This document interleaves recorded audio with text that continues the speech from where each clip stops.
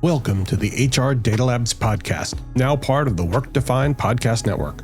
Join us as we explore the vital role of compensation, strategy, data, and people analytics in navigating today's complex business world. With the resources of Work-Defined, we're bringing you deeper insights and actionable ideas from top HR experts. Now, here are your hosts, David Turetsky and Dwight Brown. Hello and welcome to the HR Data Labs podcast. I'm your host, David Turetsky, alongside my best friend, co-host, partner in crime from salary.com, Dwight Brown. Dwight Brown, how are you? I am wonderful. How are you doing today? I'm not wonderful, but I'm okay. My dog is sitting here trying to hawk up a fur ball. Yeah, so if you guys hear background noise, it's just his dog working a lug.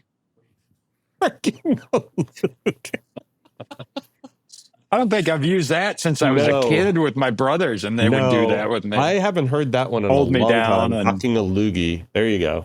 I, for one, am glad, though, that you highlighted that it was the dog and not me, because I was a little concerned you were going to throw me right out there. No, yeah, and that throw you under the bus. That is our friend and contributor to the HR Data Labs podcast, now part of salary.com, Sean Luitjens. Sean, how are you? I'm good. Better than your dog, I guess. Apparently. Anybody who's not hawking a loogie or trying to get rid of a fur ball at this point is better than my pup. So, Sean, why don't you bring everybody up to speed with what you're doing now here at salary.com? So I am in strategy and partnerships. So a couple of things. I get to be out in market. That was part of it. And then working with the consulting vertical. So not the consulting group that provides advice, because no one would actually ask me for advice probably, but more how salary.com works with their consultancies that work with salary.com and as partners. A little bit of how we go international, and then a little bit of product strategy. So a little bit of everything, I guess. So you're like Donnie and Marie, a little country, a little rock and roll. I don't think anyone's ever called me either one of those. Both. I was going to say, that's a hell of a comparison there. Yeah. That's like, first of all, how was that top of mind? Do I even want to know, David, how that was top of mind? Actually, I used to love the Osmonds when I was growing up. They had a really great couple of albums. My parents liked them. Yeah, well. So the 1970s version of David Turetsky and your parents were the ones who liked the Osmonds. There you go. Okay. There you go.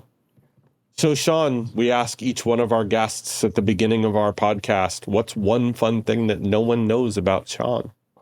Gosh, I've been out so much. Probably the one thing, at least with my kids, I have my last kid off the payroll. So I am like super excited. Congratulations. Well, let's be fair. Nowadays, getting them completely off the payroll with things like the Dunkin' Donuts app, phones, and Netflix. Oh, God, yes. Snapchat. Yeah. Yeah. I'm still paying the stupid Snapchat. Oh, they really? You have to pay Snapchat? Yeah, they got some premium version. My kid talked me into financing that one. I don't think she even opens the damn thing up. Dwight, I'm super stoked to hear that, because I thought I was a sucker for keeping all that other stuff, but like keeping the premium version of Snapchat. That's pretty messed up. Yeah. I just forget to cancel it, Well, now you remembered. Write it down. Now I remember. Yeah, exactly. Write it down. Snapchat. We're not moving forward until you write it down. Disney. Disney Plus. Yep. Disney Plus with Hulu and ESPN Plus. Got to have it all. That's like the whole new level of that's modern calculus. Like how do you get your shows for the right amount nowadays and watch certain things for parts of the year? I think I could probably buy a house for the amount that I'm probably paying and all these or at least rent apps that are there. Yeah, exactly. Half of my rent.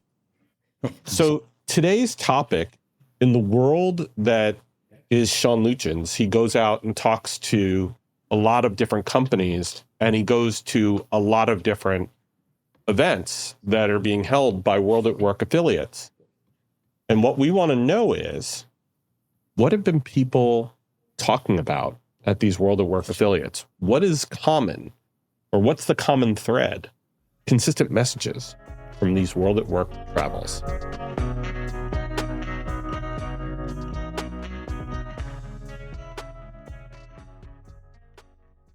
Leading a growing business It's like building a plane while flying it. Team building, decision making, and scaling all at once. At CPO Playbook, we get it. That's why our podcast, ranked in the top 10% worldwide, tackles the toughest leadership challenges with insights to help you lead smarter and grow faster. Tune into the CPO Playbook podcast because leadership doesn't come with a manual, but we're pretty close.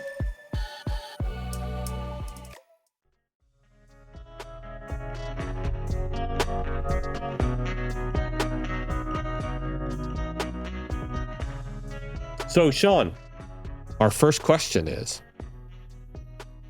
with the opportunity to go visit and chat with over 20 WorldatWork affiliates over the last year, what has been the most consistent messages that you've heard? Yeah, so I think I started at press 30, but I would argue mass confusion. I say this and I say this from the standpoint of we don't always put ourselves in the seats of the practitioners, right? By the way, those who don't know me, I'm upfront. I've never been a practitioner. I've been a developer and I've been in the comp and ben space a long time. And mostly I'm not a practitioner because that really looks like it sucks and it's hard. I love being a practitioner. I know you did, and people love that, but I don't think I'm capable. I think that is a skill set that's a special group of people who can do that and do it well. David, I have the utmost respect. And I think in their seat, there is so much stuff coming at them from data and, just data, like the number of data options that are out there, the number of technology options that are out there, the number of requirements that are out there. And the one thing that seems to not have changed over the past year or two is the comp budget or the headcount. So I say mass confusion in that they have all the stuff coming at them. Because if we go way back, like some of us are old enough here, including me, to think back, there might have been 8 or 10 surveys. And if you're going to benchmark your data, not a ton of surveys, maybe some niche surveys, you put them together, you get the binder. Like now there's hundreds of surveys, there's scraped data, there's payroll data, there's interpolated data, all that data, like how do I even make that choice, let alone the tools that go with it? And so I think they're really struggling with where do I start and how do I best utilize my time to work on my department. And I think they're getting pressure with all this modern technology and AI, no budget. Can't you do more? And so I think that's been the interesting part of what is the practical nature of all the cool stuff out there and how and where do I start most effectively with everything out there? I don't know if that answers your question, all the way. I would think that one of the things top of mind for them would also have been compliance, because many of them are dealing with new requirements around pay transparency from their state or municipality, or from state or municipalities that are close to them, and their industries are dealing with it. And so they just have to bite the bullet and just do it. Well, or think of the change on that. I mean, that one's interesting just from the standpoint of, imagine you're a, multinational that has European pieces. And, without being political, last November, things changed and you're like, even questioning, do I have to do it here? Is the state or the federal government controlling? I've got executive orders that could happen anytime. So it's not a legislative issue. So it's an executive issue. And that changes much faster. And so they've got all that coming at them, compliance unwinding or winding up all the time. They still have, you forget, they still got to link up with payroll. They still got to, get numbers out. They still got to run merit cycle. They still have to do what they were doing. And there's more stuff there. And so I think that's been really the message that surprised me the most, is I thought everyone would really want to go deep on something, but even when we talk about pay equity and transparency, it's like, where do we start to tackle our items? Yeah. It's that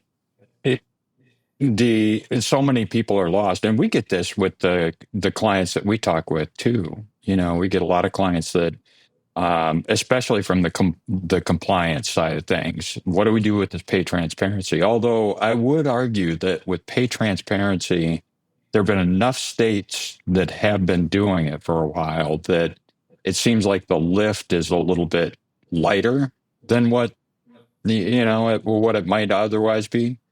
Pay equity is a whole different ballgame, though. Yeah, well, I agree with that part. But states the new states that are coming out with legislation are typically taking it a step further, right? They're like New Jersey and Illinois introduced legislation that you need to now post your benefits as well as other compensation elements, where Massachusetts was just satisfied with doing base pay. So they are raising each other. I'll keep your base pay and I'll raise you to other compensation programs and benefits. And Colorado said, oh, and I'll raise you for career frameworks. But then you've got other states who are like, we don't care. Right. And so this is where you're ending up with this, true bifurcation in the states. And then if you are anywhere else, Latin America, Brazil's coming on board with the different ways and the EU PTD and like that alone. And then, I don't have to tell you guys, it's like, think about pay equity and transparency. You go all the way back to career architecture then. I start all the way back here. And so where do I start? And the fear of failure and the amount of information, like it's kind of overwhelming, I think, for them of like, where do I start? And the one thing they seems to be consistent is like, hey, what you're not going to get is headcount or a lot of budget. Right. That makes sense. And you still got to get all the other crap done. Yeah, on time. Yeah. Well, it is. There are some daunting. It's one of those really interesting. Other projects in companies are like, we didn't get it done this month, or we didn't get it done. Push it out a month. Push it out 6 weeks. I mean, you don't get merit done. Like, there's a line of people outside your office. Like you're not popular. Well, not only that, but that's board visibility, right? They didn't get their pay increases done. In fact, it may actually even be in the media because social media being what it is, and we know our kids with their phones, I didn't get my pay increase. Okay, well, now everybody knows it. Yeah. And so that's not a good look. No, I think I saw it on Snapchat. Yeah. The premium version. The premium version. Sounds like IT, right? You don't know until it's wrong. And usually in the groups, I'll ask people like, when's the last time you sent an email to IT and thanked them for email working the last 12 months? That email's never been written, right? And it's the same with right? It rolls on, and it's not until your pay's wrong, my merit wasn't right, it didn't get pushed up or something like that. And then they're calling, right? So it's a tough, I wasn't joking earlier, it's a tough gig. Like if you do a good job, nobody calls. Like that's a tough gig. Yeah. I've been the recipient of those calls when things don't go right, especially when I own payroll. I didn't get my check. Those are not fun calls. No. Yeah, those are not fun calls. We can confirm the hypothesis on that one. And you've been, regionally, Sean, you've been to lots of different areas. Has there been a lot of variation in the conversation between areas? Has there been, one geography stick out to you as they really took us differently than some of the other feedback I've heard? There's some that they don't care about transparency, and then there's some I'll take Georgia. I thought they asked us to come down. Nancy Romanishin and I have done this fireside chat, right? From Syndio, and they're like, "Come talk about pay equity and transparency in Georgia," and you're like, "Are you sure?" And you went. It was a great room, great questions, and they all really want to do it. And I mean, to reiterate it, I think people do want to pay fair. I used to say everyone wants to pay fair, and I get reprimanded. I know I see your face. You might have been the one that did it, David. So when I said, I distinctly remember at HR Tech, I said, I firmly believe everyone wants to pay fair. And you were like, I don't think so. Yeah, I don't think so. Yeah. So I'll go with, I have learned, I go with most. Most, yes. They give you that. Yep. And so people were really interested in how to do that, whether there was a compliance issue or not, that were there. But I think that one in particular, you've got people who are either tired of it or they don't want to deal with it.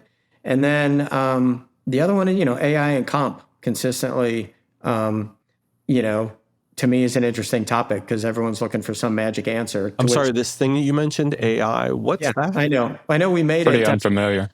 Yeah, well, we don't talk about that every freaking episode. So yeah, 14. We made it 14 minutes, which is probably a that's a record right there. It is true. It is true. Almost halfway through, and AI first comes up. Oh wow! No, but it's interesting because for me, do we have to drink? By the way, Sean. Huh? Yeah, exactly. Now we have to drink. Take a shot. Yeah. I mean, it's interesting. I know you've had several episodes on it, whatever. I think for me, the only thing I've really kind of stressed is being uneducated, is using Cheshire Cat as the quote I use a lot, is, if you don't know where you're going, all roads will lead you there. And so really just kind of the only guidance I give them is like, honestly, the same problems are there. Like if you think back 2 years, like, are we paying people the right way, the right time? Are we doing it equitably? Those problems haven't changed. How you tackle it with AI is kind of the issue. I do think there are people trying to figure out how to use AI because someone told them they're supposed to use AI, and that's where troubles Right. arise. yeah. Right. Yep. Yeah, it's the buzzword, and everybody wants to take it and apply it. Exactly. But like you said, the topics haven't changed at all. I mean, it's all just in what the approach is at this point. And what your company's doing, because I think, people will ask you afterwards, well, hey, where do you think we should start with AI? And you're like, how the F do I know? Like, there's a lot more information that goes with that. What are you doing now? Where are you going? What are your business drivers? Like, there's questions that have to be answered. You don't have to be answered, but, unless you're trying to, specifically do something that management's asking you to do or leadership asks you, it's a trickier than I think it sounds. And there's so many options out there. There are, but, and Dwight, I'd ask you to answer this more thoroughly, but I think that one of the problems that most companies in our space are trying to do right now is just throw AI into things. But instead, you need to be focusing on what are the tasks that we typically do, like you're saying, and how can we add a tool into those tasks to make them more efficient and make them more successful? Right.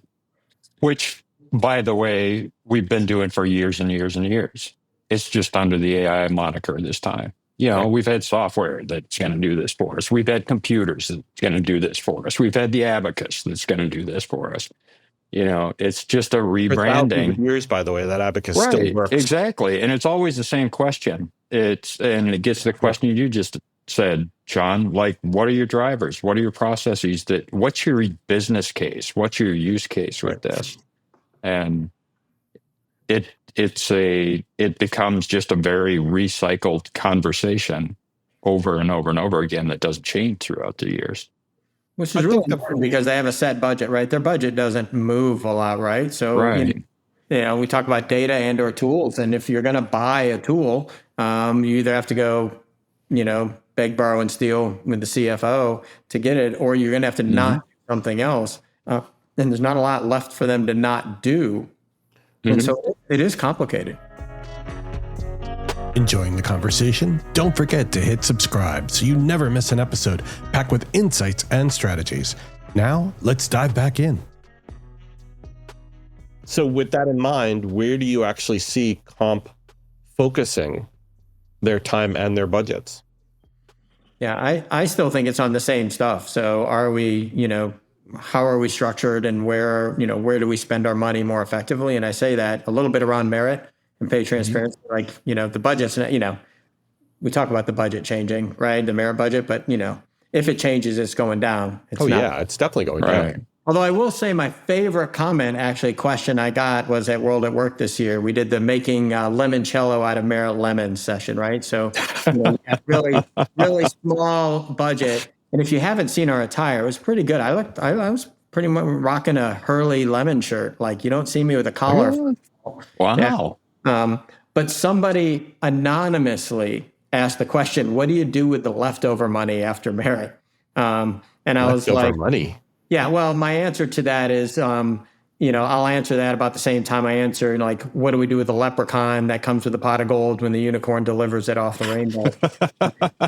That is. And then when you ask, like, who has leftover money, no one raised their hand, right? So you got 900 people. Right, exactly. No one has that has the extra money, because everyone's going to be like, how'd you get the extra money?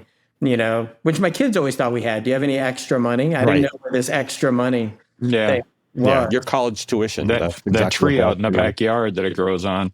But I think actually the alignment to the business goals and like what roles are most important and where we dole out those funds. And so I like to pick on accountants So, if you're a bean counter at a regular company or, company that's out there, that might be less important than if you're, your accountant's at PwC. Like if you're a PS business and you're, actually out, bringing in revenue, those are two different types of accounting roles aligned to the business.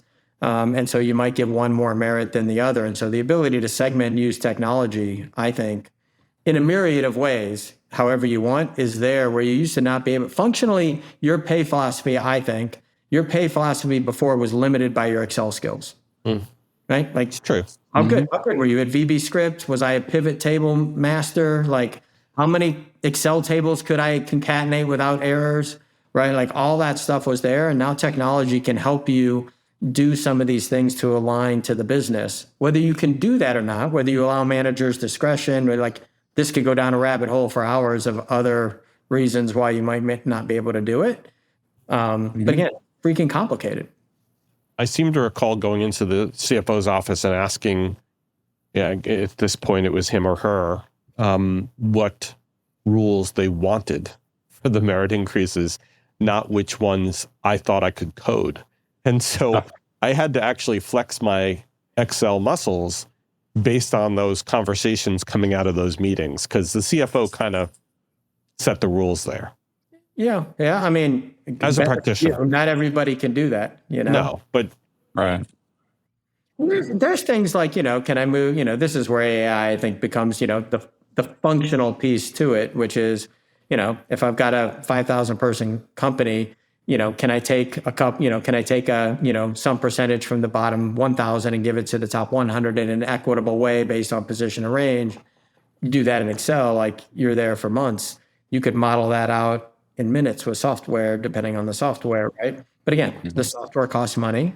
And, the thing with compensation and merit cycles, the software is super cool, but the CFO doesn't care about your time as the comp person. You decided whether comp chose you or you chose comp.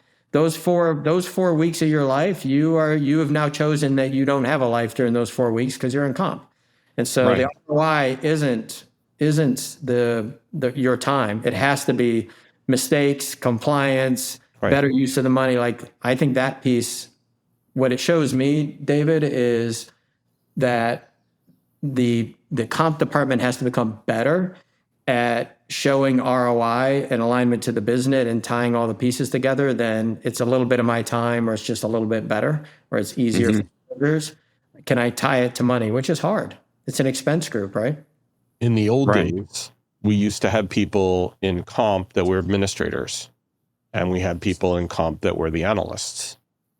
The people who had been administrators have gone away. And so the people who are the analysts have had to learn how to not just administer, but administer more efficiently and do it in a way that solves those problems that you were asking about, or telling me, I have to be able to give this percentage or this amount to this group, because they've had to figure that out because the business requires it. And so practitioners have had to do backflips or have had to create workarounds in order to be able to satisfy those needs, because we don't have a team of comp people anymore that some could do the paper while others could do the raw analytics. We've all had to multitask, and the technology's kept up a little bit, but I think people's skills have had to keep up even more. And so like Dwight and I talk all the time about how artificial intelligence isn't going to replace people. The people who know, sorry, Dwight, it's your quote, but no, go for it, man. The people who know artificial intelligence or use it will replace people who don't. And, it's the same conversation we've had for years, but using other technologies in place of that AI word. We have seen a little bit of a change just in the last few years, during the Great Resignation, when everyone was having trouble recruiting and retaining employees. All of a sudden, the whole budget really, and making sure that we were compensating people, and because you damn well don't want anything to go wrong, because during that time, people would leave. Now that the pendulum has kind of swung back the other way, the importance seems to be down. But you're exactly right that being able to make that business case is key, and it's not done in the traditional way of this is going to save us time.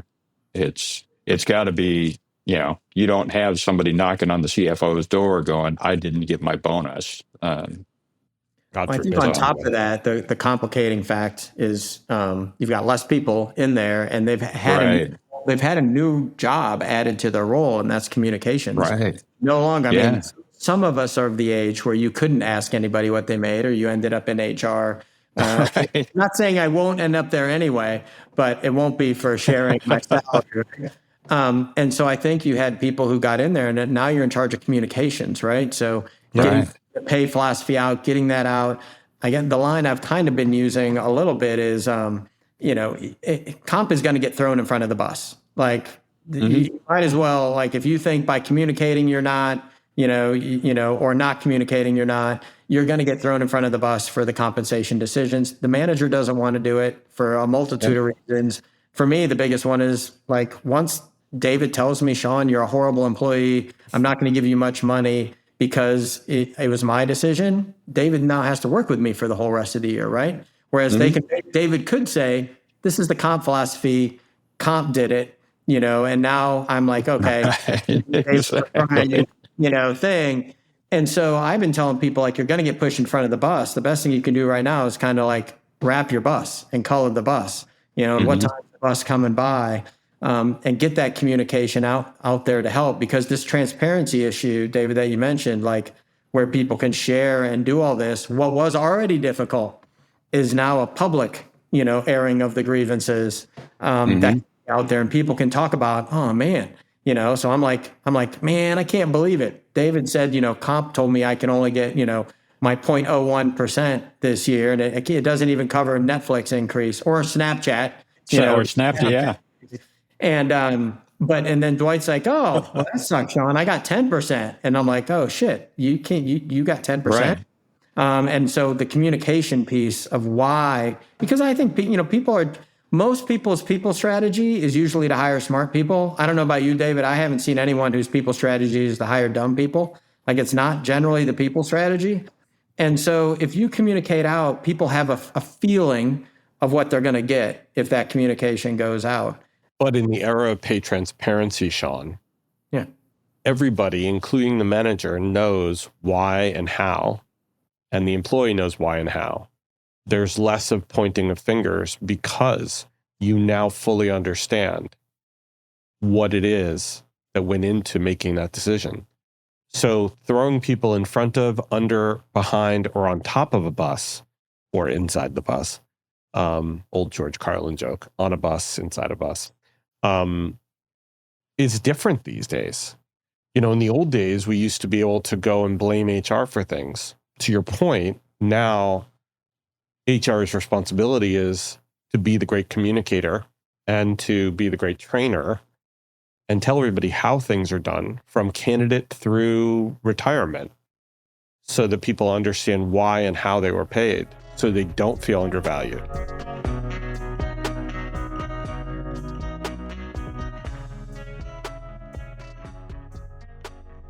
I'll also say that based on the current conversation, I still believe merit increases are going away or should go away because they're not effective. Because no one is going to be excited about a 0.01 increase. And no one's excited about a 10% increase because the underlying tenet of compensation is a 4-letter word, more. Are you in the pay for the role bonus on performance thing? Or I am paid for, yes, that's exactly where I am. In fact, I had a webinar on it not too long ago where I basically said merit increases go away, give across the board increases, and give people the opportunity for performance-based incentives that will truly differentiate performance, and they're not additive to base pay. I don't disagree with that. Where I functionally struggle with that, David, is let's assume I'm in a role and Dwight and I are in a role. And sorry, Dwight, I'm going to bring you down with me this time. and you're paying X amount Put for me a in role, front of the bus, right? and you pay for the role, but you want to upskill that role. Mm-hmm. So if you pay for the role, do you move our pay up too, or do you actually just create differentiation with the new person? Because now we're not paying for the role because now I have a base pay differential for the same role. They're just better at it, which in theory you would tackle with short-term incentive. No, in that case, then why would I not upskill all three of you? First of all, I'm not upskillable. So, and I'll put that out there. So, the theory is like you're hiring better talent, right? Okay. So people have a talent matrix. So I'm going to hire better talent for that role. Okay. Like I'm a good example. It's not hard to find better talent. So you're like, I'm going to pay at this level now. So now you're in this conundrum of what do I do with that money? Do I actually move the bar up for that role? Or do I just deal with that issue that's there? I think what you're doing is you're getting into the minutia of the base pay issue. And if there's a differential in base pay, I'm not worried about that, especially if that other person has more skills than you. That's one of those defendable pay differences. But I'd give you the opportunity to upskill to be able to get that differential in pay. But the theory of what I'm talking about is that merit doesn't solve your problem either. Merit doesn't deal with differentials in skills. Merit just says, I'm going to create this subjective opportunity for you to get something once a year, that it's going to take all your performance within a year and try and reward you for that. It's horse crap. It's all recency effect anyways. Get me worked up around this. Where I struggle. Get him going. I fundamentally agree at some level, but where merit fell down in practice, recency effect, I need to hire talent from the outside, things change. Peanut buttering. Like all of that stuff, giving managers discretion, manager discretion's the enemy of the pay equity and all the problems, right?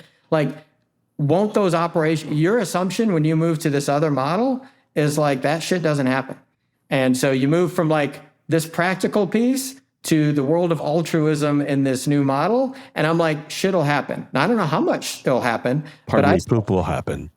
Yeah, you're absolutely right, Sean. I didn't say I was going to be able to solve this within the 2 seconds that we were talking about it, and totally changing the conversation today. Yeah, I got the bowl of popcorn just watching these guys go. It's such a great, You just sit back and watch it. Yeah, it's such a great example. Drop your gloves. It's such a great example of what you see when you go out and talk to the affiliates too, right? Of like, there's what we think will work, and then how's it practically going to be able to push down? And it can go all the way to the management piece, David. I don't disagree with your model.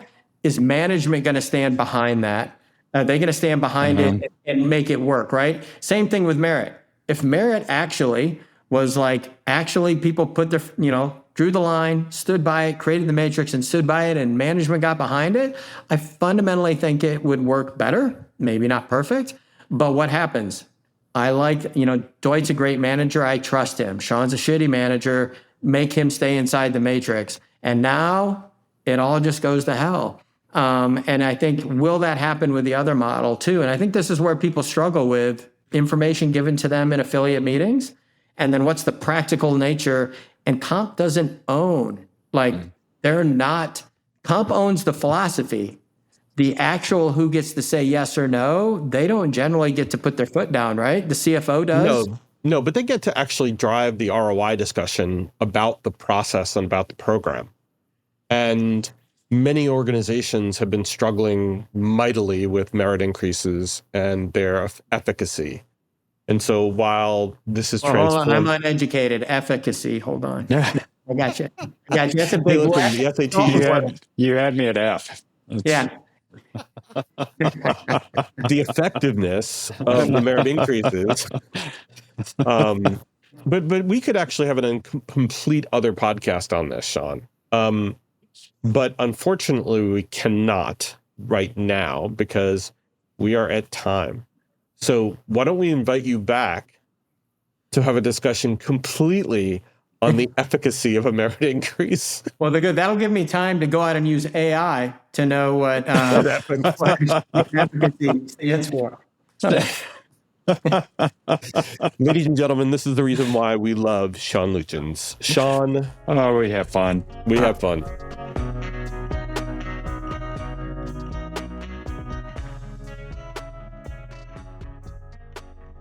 Sean, thank you so much for being a part of the HR Data Labs podcast for the last time.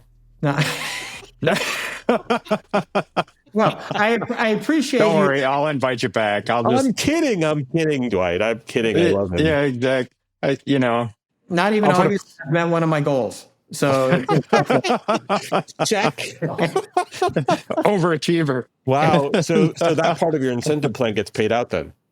Right. That's the only way I get over minimum wage, David. There you go. Yeah, the work release wages. Yeah. Sean, thank you very much for being here. It was really fun. And obviously we're going to have you back. No, I really appreciate it. And best of luck to all your dogs too. Yeah. Well, at least the one with the cough. I'm impressed that we didn't hear any more coughing or horking or whatever else that dog was doing. He's laying there miserably. So I'm more concerned than I am relieved. Got to be dialing 911. Yeah, no, I have to call the doctor back. But thank you, Dwight, as well. Appreciate you. Thank you. Thanks for being with us, Sean. Thanks, all. All right, take care and stay safe. Thanks for listening to the HR Data Labs podcast. Don't forget to subscribe and share with your network. Also, check out the HR Data Labs Brown Bag Lunch every Friday on YouTube. Stay safe.